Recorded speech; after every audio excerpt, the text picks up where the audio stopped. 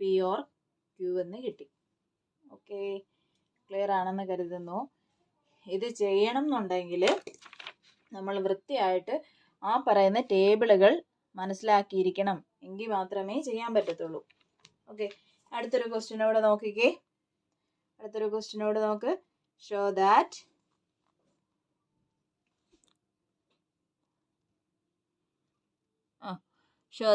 negation P or negation P and Q and negation P and negation Q are logically equivalent by developing a series of logical equivalence. അപ്പോൾ നമ്മൾ ഒരു question കിട്ടി, tautology ഉപയോഗിച്ചില്ലെങ്കിൽ എങ്ങനെ prove ചെയ്യാൻ ചോദിച്ചാലും നമ്മൾ എന്ത് ചെയ്യണം? ഇല്ല, കൃത്യമായിട്ട് മനസ്സിലാക്കിയിരിക്കണം എന്താണ് ചെയ്യേണ്ടതെന്ന്. അപ്പോൾ ഇവിടെ പ്രൂവ് ചെയ്യേണ്ടതെന്ന് വെച്ചാൽ എന്താ പ്രൂവ് ചെയ്യണ്ടേ?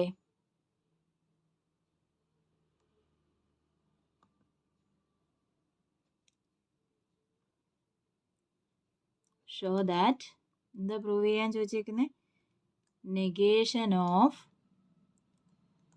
P or negation P and Q logically equivalent to negation P and negation Q എന്ന് പ്രൂവ് ചെയ്യണം. അപ്പോൾ അതിൻ്റെ സൊല്യൂഷൻ വേണ്ടിയിട്ട് നമുക്കറിയാം ടേബിൾ വരയ്ക്കണം.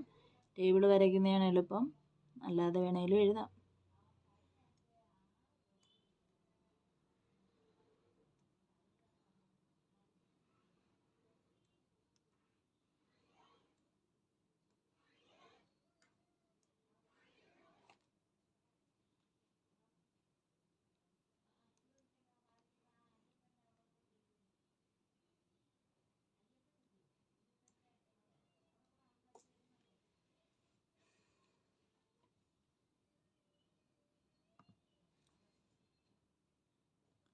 അപ്പോൾ നോക്കിക്കേ, ആദ്യം എന്താണോ തുടങ്ങുന്നത് അത് അവിടെ എഴുതണ്ടേ.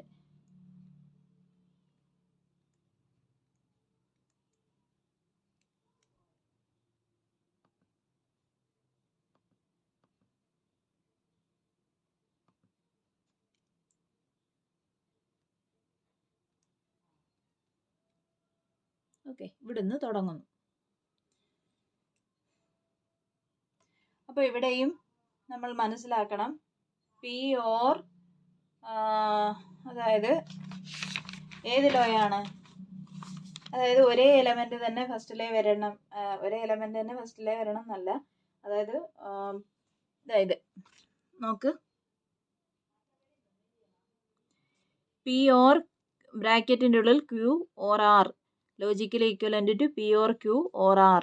അല്ല, അതല്ലല്ലോ, അത് അസോസിയേറ്റീവ് ലോ അല്ലേ. അപ്പോൾ നോക്കിയേ, P or Q and R എന്ന് വെച്ചാൽ P or Q and P or R. P or Q P and Q or R എന്ന് വെച്ചാൽ P and Q or P or R. അപ്പോൾ എന്ന് വെച്ചാൽ രണ്ട് ഓറും ആൻഡും ഒരുമിച്ച് ഒരേ ഇക്വേഷനിൽ വന്നാൽ നമ്മൾ ആലോചിക്കണം അവിടെ ഉപയോഗിക്കേണ്ട ലോ ഡി മോർഗൻസ് ലോ ആണെന്ന് ആലോചിക്കണം. ഓക്കെ അല്ലേ? അസോസിയേറ്റീവിനകത്തും വരുന്നുണ്ട്, ഏതാണ്, ആൻഡും ഓറും ഒരുമിച്ച് വരുന്നുണ്ട്. അസോസിയേറ്റീവിനകത്തും ഡിസ്ട്രിബ്യൂട്ടീവ് ലോയ്ക്കകത്തുമാണ് ഈ പറയുന്ന ആൻഡും ഓറും ഒരുമിച്ച് വരുന്നത്. ഏത് ലോ ആണെന്ന് നമ്മളത് മനസ്സിലാക്കി വേണം എഴുതാൻ.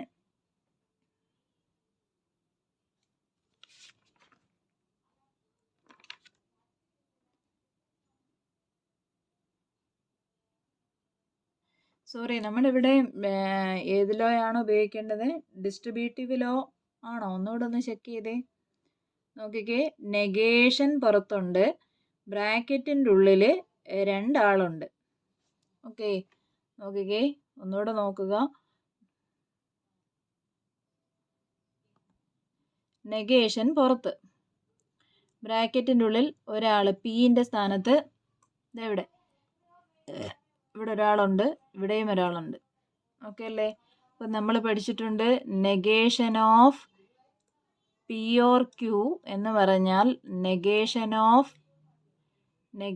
Of P and negation Q എന്ന് പഠിച്ചിട്ടുണ്ട്. ഇത് ഏത് ലോയാന്ന് ചോദിച്ചാൽ അത് ഡി മോർഗൻസ് ലോയാണ്. നമ്മൾ ഏത് ലോ അപ്ലൈ ചെയ്യണം എന്നുള്ളത് പെട്ടെന്ന് മനസ്സിൽ വരണം. അങ്ങനെ വരണം എന്നുണ്ടെങ്കിൽ ആ പറയുന്ന ആ ഒരു ടേബിൾ നല്ലപോലെ പഠിച്ചാൽ ഇനി ഇത് തൊട്ടുള്ള എല്ലാ പ്രോബ്ലംസും കൃത്യമായിട്ട് ചെയ്യാൻ പറ്റും. അപ്പോൾ നോക്കിക്കേ, ഇത് പീൻ്റെ സ്ഥാനത്ത് പിയും ക്യൂവിൻ്റെ സ്ഥാനത്ത് നെഗേഷൻ പി ആൻഡ് ക്യൂ വന്നിട്ടുണ്ടെന്നേ ഉള്ളൂ. അപ്പോൾ നോക്കിക്കേ, നെഗേഷൻ എന്ത് വേണം? നെഗേഷൻ അകത്ത് കൊടുക്കണം. അപ്പം negation of P and negation P and Q എന്നെഴുതാൻ പറ്റും. ബൈ ഏത് law? By De Morgan's law. Okay. Again ഇവിടെ നോക്കിക്കേ, ഇവിടെ വീണ്ടും നമ്മൾ അപ്ലൈ ചെയ്യേണ്ടത് ഡി മോർഗൻസ് ലോ അല്ലേ? അപ്പം നെഗേഷൻ പി ആൻഡ് നോക്കിക്കേ, ഇവിടെ ഓർ ആണെങ്കിൽ നമുക്ക് എന്ത് ചെയ്യാം? നെഗേഷൻ ഓഫ് പി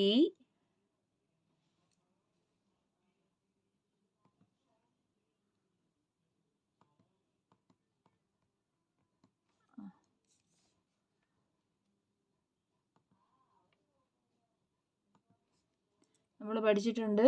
ഇവിടെ നോക്ക്, negation of De Morgan's law 2 എണ്ണമാണുള്ളത്. നെഗേഷൻ ഓഫ് പി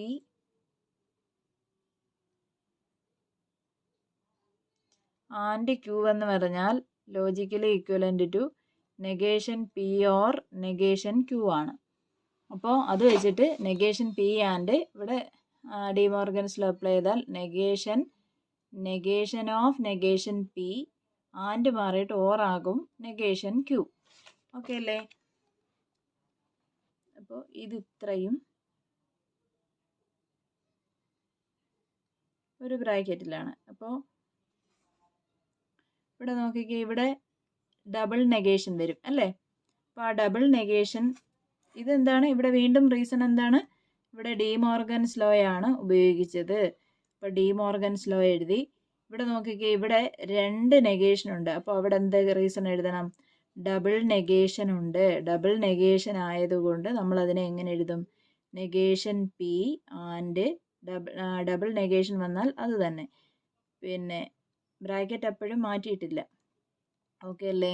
അപ്പോൾ നോക്കിക്കേ, ഇതെന്ന് വെച്ചാൽ ഓറും ആൻഡും ഒരുമിച്ച് വരുന്നുണ്ട്. ഓറും ആൻഡും ഒരുമിച്ച് വരുന്ന 2 ലോയിലാണ്. അസോസിയേറ്റീവ് ലോയിലും പിന്നുള്ളത് ഡിസ്ട്രിബ്യൂട്ടീവ് ലോയിലും ആണ്. ഓക്കെ. അപ്പോൾ നമ്മളിവിടെ ഇനി ഏത് അപ്ലൈ ചെയ്യുമെന്ന് ചോദിച്ചാൽ നമുക്ക് ബ്രാക്കറ്റ് ഇങ്ങോട്ടേക്ക് മാറ്റിയാൽ മതി അല്ലേ? ഈ നെഗേഷൻ പിയും ഈ പിയും കൂടെ അടുത്ത് വന്നു കഴിഞ്ഞാൽ നെഗേഷൻ പി ആൻഡ് പി എന്ന് വെച്ചാൽ എന്താവും? ഫോൾസ് ആകും. ഓക്കെ അല്ലേ? അപ്പോൾ ഇൻവേഴ്സ് ലോ ഉപയോഗിച്ചിട്ട് നെഗേഷൻ പി ആൻഡ് പി എന്ന് വെച്ചാൽ അത് എഫ് ആണ്. അപ്പോൾ അങ്ങനെ കിട്ടണമെന്നുണ്ടെങ്കിൽ ഈ ബ്രാക്കറ്റ് ഒന്ന് ചേഞ്ച് ചെയ്താൽ മതി. അങ്ങനെ ചേഞ്ച് ചെയ്യണമെന്നുണ്ടെങ്കിൽ നമ്മൾ ഏത് ലോ ഉപയോഗിക്കണം അവിടെ അല്ലേ? Associative law. അപ്പോൾ ഇവിടെ ഏത് ലോയാണ് ഉപയോഗിക്കാൻ പോകുന്നത്? Associative law. അസോസിയേറ്റീവ് ലോ ഉപയോഗിക്കുമ്പം ബ്രാക്കറ്റ് മാത്രം അങ്ങോട്ടും ഇങ്ങോട്ടും മാറ്റുന്നു. അപ്പോൾ P or negation Q. P or P എന്ന് പറയുമ്പോൾ എന്താണ്? എഫ് ആണ്.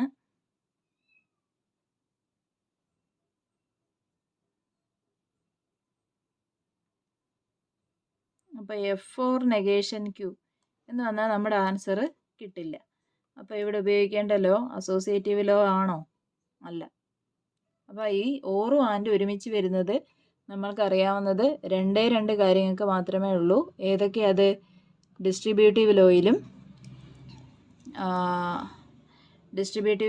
അസോസിയേറ്റീവ് ലോയിലുമാണ്. അപ്പോൾ ഇവിടെ അസോസിയേറ്റീവ് ലോ കൊടുത്തു കഴിഞ്ഞപ്പോൾ എന്താ കിട്ടിയത്? നമ്മൾ ഉദ്ദേശിച്ച ആൻസറിലേക്ക് പോയില്ല.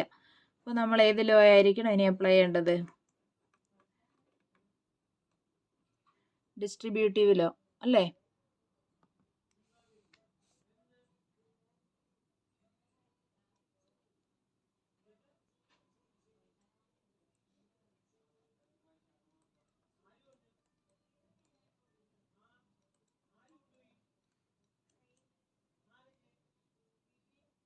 ഇപ്പോൾ ഡിസ്ട്രിബ്യൂട്ടീവ് ലോ പറയുന്നത് എന്താണ്? ഡിസ്ട്രിബ്യൂട്ടീവ് ലോ പറയുന്നതെന്ന് വെച്ചാൽ ഫസ്റ്റ് ആള് വെച്ചിട്ട്, അപ്പോൾ പി ആൻഡ് ഫസ്റ്റ് ആൾ വെച്ചിട്ട് എന്താ ഈ ആൻഡ് ഓപ്പറേറ്റർ വെച്ച് ഓപ്പറേറ്റ് ചെയ്യണം. നടുക്ക് ഓർ ഇടണം, പിന്നെ ബാക്കി. അപ്പോൾ എങ്ങനെ വരും? നെഗേഷൻ പി ആൻഡ് പി, പിന്നെ ആരുടെ സിമ്പൽ? ഓറിൻ്റെ സിമ്പൽ, ഇനി negation P and negation Q. Okay അല്ലേ? അപ്പം നെഗേഷൻ പി ആൻഡ് പി എന്ന് പറഞ്ഞാൽ നമുക്കറിയാം ബൈ ഇൻവേഴ്സ് ലോ അല്ലേ? ഇൻവേഴ്സ് ലോ വെച്ചിട്ട് നമുക്ക് പറയാൻ പറ്റും ഇത് എഫ് ആണ്. F for negation P and negation Q. F four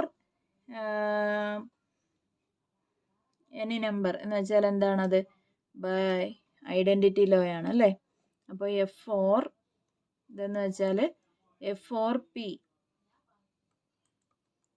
F for P എന്ന് പറഞ്ഞാൽ ആര് തന്നെ? പി തന്നെ. ഓക്കെ അല്ലേ? അപ്പോൾ എഫ് ഫോർ ദിസ് വൺ എന്ന് പറഞ്ഞാൽ എന്ത് വരും?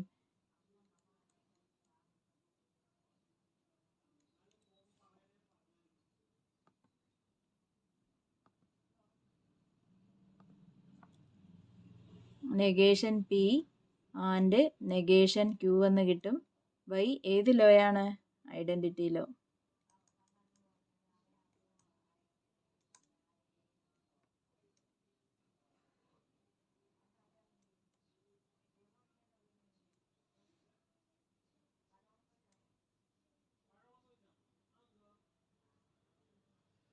മനസ്സിലായെന്ന് കരുതുന്നു.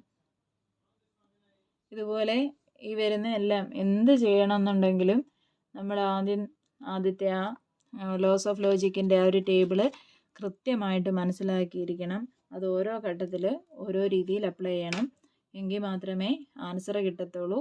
ഇനി അങ്ങോട്ടുള്ള എല്ലാം പഠിക്കണം എന്നുണ്ടെങ്കിൽ പോലും ആ ടേബിൾ മസ്റ്റായിട്ട് പഠിച്ചിരിക്കണം. ഓക്കെ അല്ലേ?